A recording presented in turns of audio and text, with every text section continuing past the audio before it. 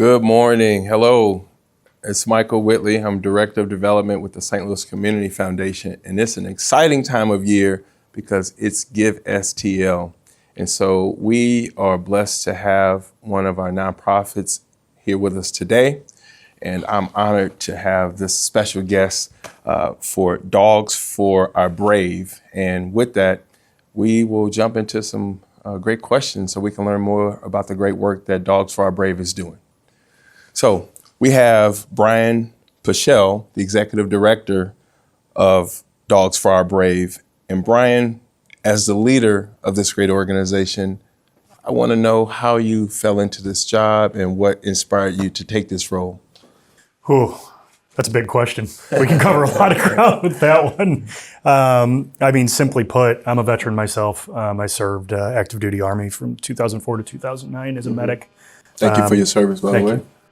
I was injured in Iraq, had a really hard time after I was medically retired. Luckily through the incredible community and my family here in South St. Louis, it got me through a lot of hard times. Yeah. Several years ago, an opportunity was presented to me to potentially come on board with an organization called Dogs for Our Brave. After a few chance meetings through some, dear friends that had, St. Louis is all about connections. It is. And connections led me to Dogs for Our Brave, and ended up being hired as their first director of veteran services. Okay. Ultimately giving me a chance to help move the mission forward, serve more veterans, get back in the fight, and take care of brothers and sisters that have put the uniform on, and had to deal with significant injuries after time in service or during time in service. We serve both veterans, whether they were injured in service or afterwards. It's all connected. The opportunity really filled a gap for me. Yeah. I never thought I would have an opportunity to really get back and serve again in a way that I did as a medic. So coming back into this community really has meant a lot, to connect with our staff and see that I am surrounded by individuals that are absolutely motivated every single day. It has to be a special time to serve our veterans. And it is very inspiring and honestly, heartfelt to be a part of. Wow. Thank you for that great introduction. With that being said, what is your mission? And if folks who may not be familiar with you, what do you do?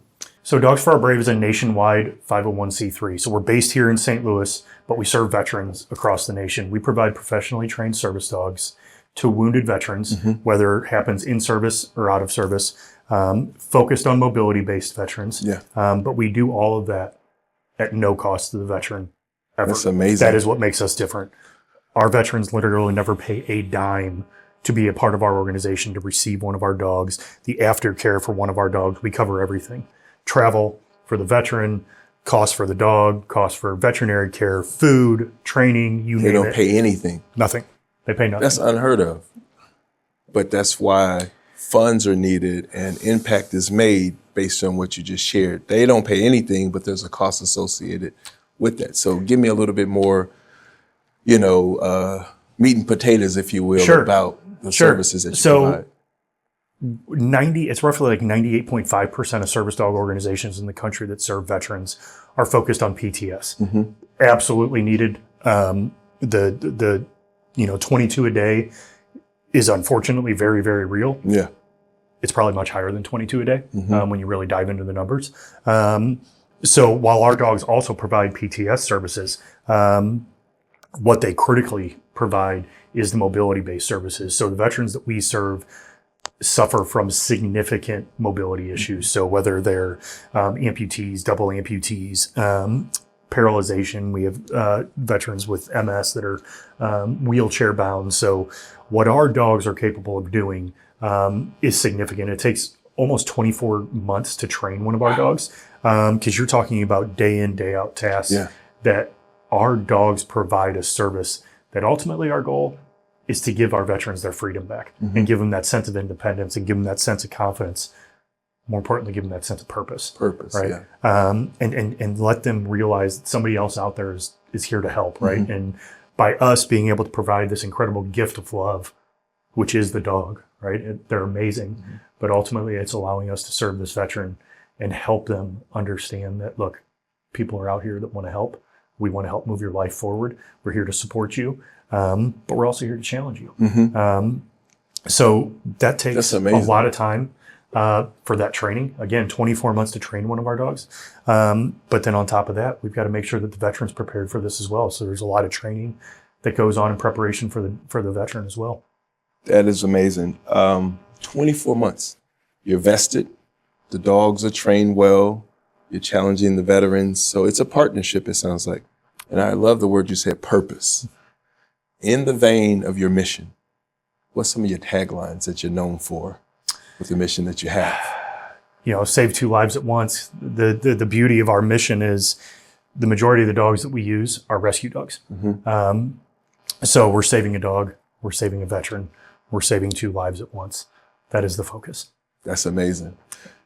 With the 2 lives that you save and the organizational mission that you have, the value that you bring to both lives, what does that mean for you as the executive director? And then what does that mean for a potential donor and how they can make a difference in the lives of your work?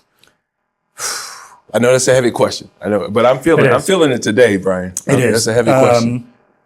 Well, what we do is heavy. Our mission's hard. You see the impact that the relationships that these veterans build with their service dog. It is so much bigger than, I have 3 dogs at home. I love my dogs. They are a part of our family. But the relationship that these veterans build with they literally become an extension of one another. Yeah. They are a team. They do not go anywhere without one another. And seeing the change that occurs from the time, we meet a veteran, and then by the time that veteran has their dog, and then you get another year out from that, to see the change in that veteran is significant. It is absolutely life-changing. We've seen it with our own eyes. It's the beauty of being able to continue to serve. I think that's my favorite part about the mission. It's not a situation where we place the dog and then it's like, hey, good luck. We wish you all the best. You stick with them. We're with them all the way through it, right? Because ultimately we're here to serve for the life of the veteran. Yes. Right? We take care of everything for the life of the dog, but really we're there to serve the veteran because, let's just be honest, the injuries that our veterans that we serve, they're not going to heal, right? So, we provide multiple service dogs. We're in a pretty heavy phase right now of what we call successor dogs. So the next couple of years, we're going to push out a lot of successor dogs, which means veterans that are going to be moving on to their second dog within the organization. So that level of commitment builds an incredible relationship and a lot of trust, a lot of ups and downs because it's hard. Again, there's challenges involved. So being able to support the veteran and the family, right? Because it's a big ripple effect. Veteran and family. It's exceptionally humbling. There are many days where I'm just like, oh, this is what I get to do for a living. This is pretty amazing. Yeah. I never would have thought of this, even 5 years ago that I'd be in this type of situation. Seeing the tears swell up in your eyes make goosebumps stand up on the back of my neck because I can tell you're passionate about it. You're a veteran yourself. You know what it means. To the challenges that you mentioned, what are some of the challenges that you face as an organization? How do you grow and scale? Like, is it money? Is it dogs? Is it the veterans? Give me a little bit of example here. It's all of it. So we have been very blessed. We currently are located in Dogtown, in a 1,700 square foot facility. We are on our 12th year of existence. We've placed Congratulations. over 40 dogs since the existence of our organization. And again, that's nationwide. But we recognize that we can do more. Right. So we will be moving into a new facility by the end of the year. There's still a lot of funding. Thank you. There's still a lot of funding that's going into that.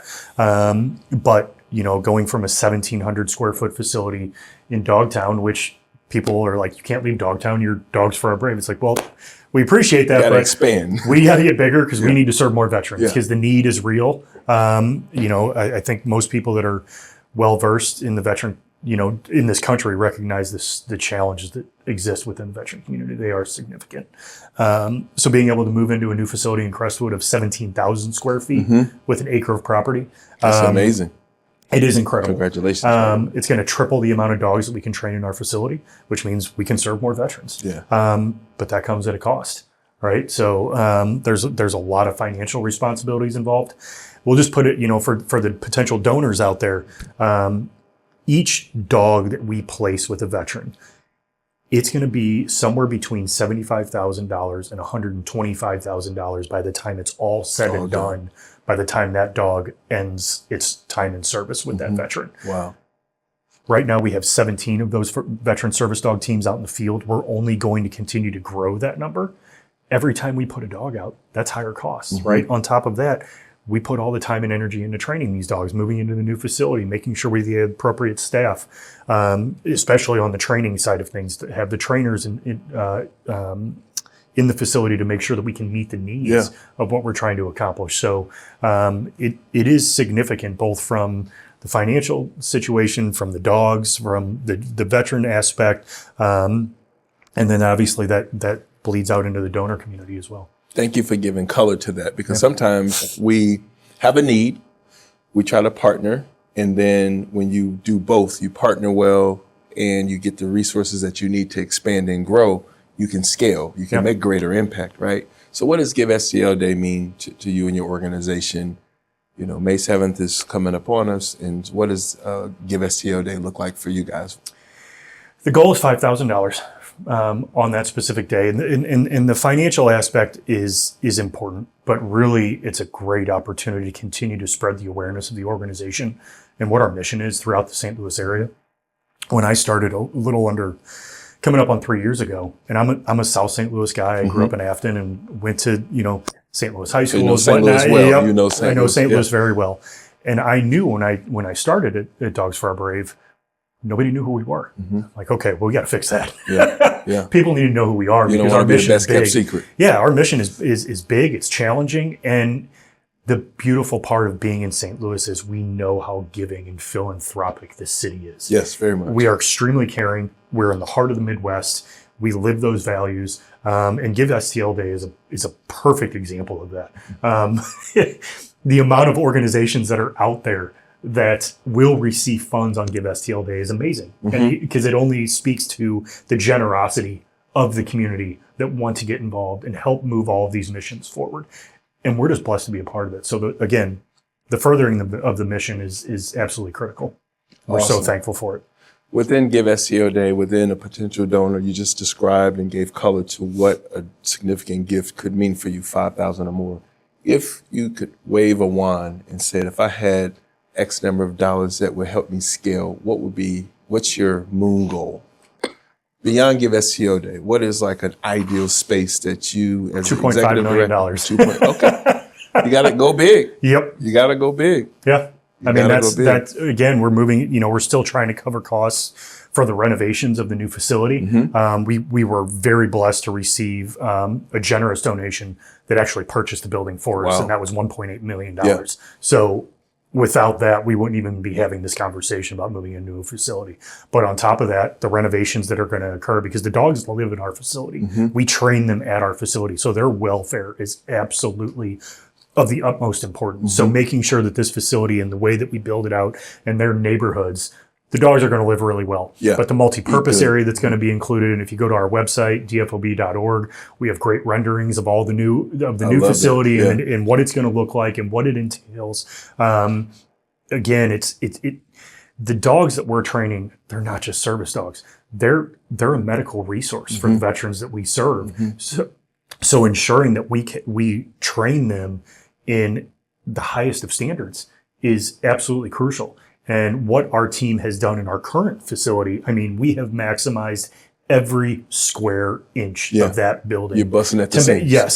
So we are very, very excited about the new facility. But again, it comes with cost. Yeah. So yeah, $2.5 million would be ideal. That would put us in a good place. thank you for the 5,000 for this Give STL Day goal. But again, I believe in moon goals, and you just never know. You have generosity throughout St. Louis, and someone may hear your story and say, you know what, we need to make a bigger difference. We need to go higher and go deeper by investing in your work at Dogs for Our Brave.